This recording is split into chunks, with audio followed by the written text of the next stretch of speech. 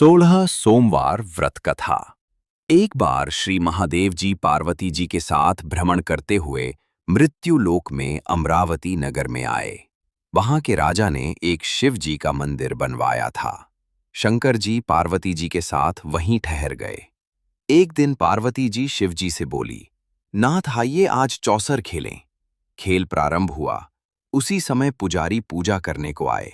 पार्वती जी ने पूछा, पुजारी जी बताइए जीत किसकी होगी। पुजारी जी ने बिना सोचे समझे कहा कि भगवान भोलेनाथ ही जीतेंगे। किंतु अंत में जीत पार्वती जी की हुई। पार्वती जी ने मिथ्या भाषण के कारण पुजारी जी को कोढ़ी होने का श्राप दे दिया। पुजारी जी कोढ़ी हो गए। कुछ दिन बाद देवलोक की अप्सराएं पूजन के लिए आईं और पुजारी जी को देखकर उनके कोढ़ी होने का कारण पूछा। पुजारी जी ने सब बातें बतला दी। अप्सराएं बोली, पुजारी जी आप 16 सोमवार का व्रत करो, महादेव जी आपका कष्ट दूर करेंगे। पुजारी जी ने उत्सुकता से व्रत की विधि पूछी। अप्सराओं ने पुजारी को 16 सोमवार व्रत की विधि बताते हुए कहा कि सोमवार के दिन सूर्योदय से पहले उठना, फिर स्नानादि से निवृत्त होकर स्वच्छ वस्त्र धारण कर लेना।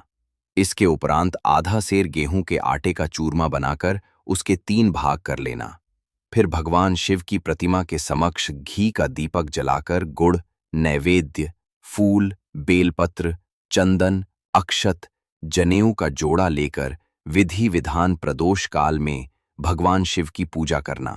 पूजा के बाद गेहूं के आटे से बनाए गए चूरमे के 3 भाग में से एक भाग भगवान शिव को अर्पित करना और एक आप ग्रहण करना। बाकी भाग को भगवान का प्रसाद मानकर सभी में बांट देना। इस विधि से 16 सोमवार व्रत कर 17वें सोमवार को 5 सेर गेहूं की बाटी का चूरमा बनाकर भोग लगाकर बांट दें। फिर सर्व कुटुंब प्रसाद ग्रहण करें। ऐसा करने से शिव जी आपके सारे कष्ट दूर करेंगे। यह कहकर अप्सराएं स्वर्गलोक को चली गईं। पुजारी जी यथाविधि व्रत कर रोग मुक्त हुए और पूजन करने लगे। कुछ दिन बाद शिव पार्वती जी पुनः आए। पुजारी जी को कुशल देखकर पार्वती जी ने उनके रोग मुक्त होने का कारण पूछा। पुजारी जी के कथन अनुसार पार्वती जी ने व्रत किया। फलस्वरूप कार्तिकेय जी पार्वती माता के आज्ञाकारी हुए।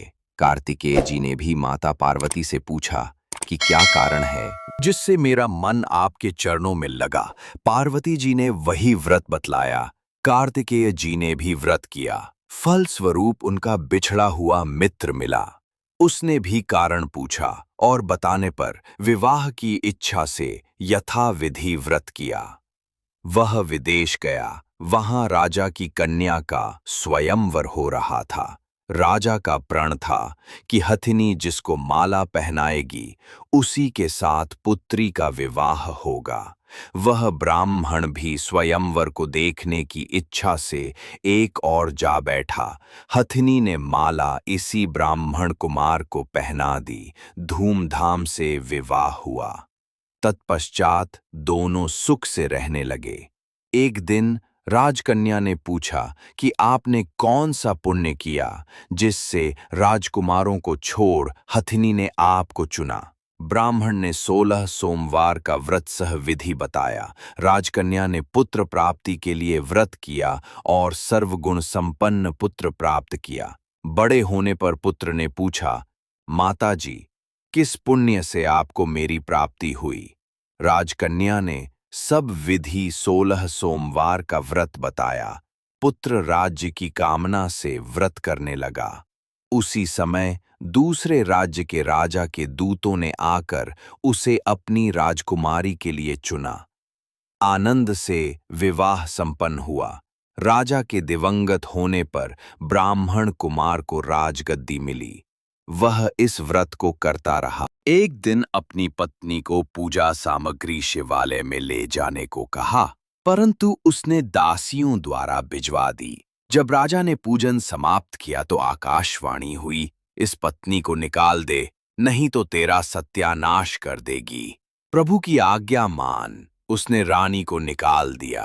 रानी भाग्य को कोसते हुए नगर में एक बुढ़िया के पास आई। उसका हाल देखकर बुढ़िया ने उसके सिर पर सूत की पोटली रख बाजार भेजा। रास्ते में आंधी आई, पोटली उड़ गई। बुढ़िया ने उसे फटकार कर भगा दिया। वहां से तेली के यहाँ पहुंची तो सब बर्तन चटक गए। तेली ने भी निकाल दिया। पानी पीने नदी पहुंची तो नदी सूख गई। सरोवर पहुंची तो हाथ का स्पर्श होते ही जल में कीड़े पड़ गए। उसी जल को पीकर आराम करने के लिए जिस पेड़ के नीचे जाती वो सूख जाता वन।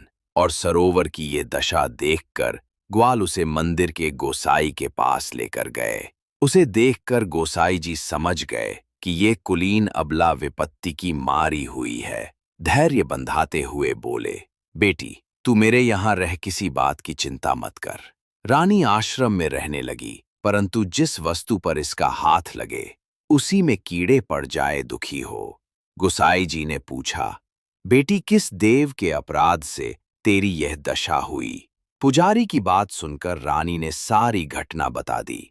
गोसाई जी बोले, बेटी, तुम 16 सोमवार व्रत करो। रानी ने सविधि व्रत पूरा किया। व्रत के प्रभाव से राजा को रानी की याद आई और दूतों को उसकी खोज करने भेजा। आश्रम में रानी को देखकर दूतों ने राजा को रानी का पता बताया।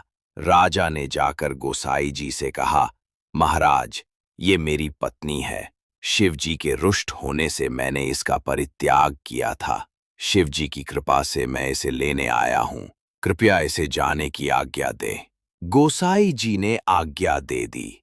राजा रानी नगर में आए।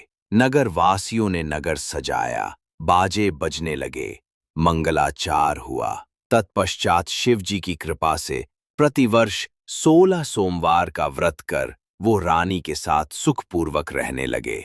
इसी प्रकार जो मनुष्य भक्ति सहित और विधि पूर्वक 16 सोमवार व्रत को करता है और कथा सुनता है, उसकी सभी मनोकामनाएं पूर्ण होती हैं और अंत में वो शिवलोक को प्राप्त होता है।